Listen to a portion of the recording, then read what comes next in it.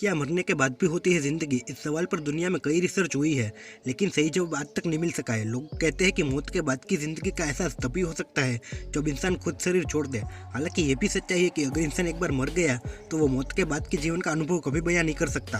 अगर आप भी भूत प्रेतों के अस्तित्व के बारे में जानना चाहते हो तो आपको गरुड़ पुराण पढ़ना चाहिए। इस पुराण में जीवात्मा, प्रेतात्मा और सुषमात्मा के अंतर को भी बताया गया है। साथ ही मृत्यु के समय और बाद की स्थितियों के बारे में वर्णन किया गया है। तो आइए जानते हैं कि भूत प्रेतों के बारे में गरुड़ पुराण में क्या कहा गया है। गरुड़ पुराण के अनुसार जब आत्मा भौतिक शरीर में वास करती है तब वो जीवात्मा कहलाती है और सूक्ष्म शरीर में प्रवेश करने पर सुषमात्मा कहलाती है। वहीं वासना और कामनामय शरीर में प्रवेश करने पर इसे प्रेतात्मा कहा गया है। इन भूत प्रेतों की अपनी अलग श्रेणियां होती है जिन्हें यम, साकिनी, डाकिनी, चुड़ैल, भूत प्रेत, राक्षस और पिशाच कहा जाता है। धर्मशास्त्रों में 84 लाख योनि का जिक्र है। इनमें पशु, पक्षी, मानव, वनस्पति और कीट पतंगे आदि सभी शामिल है।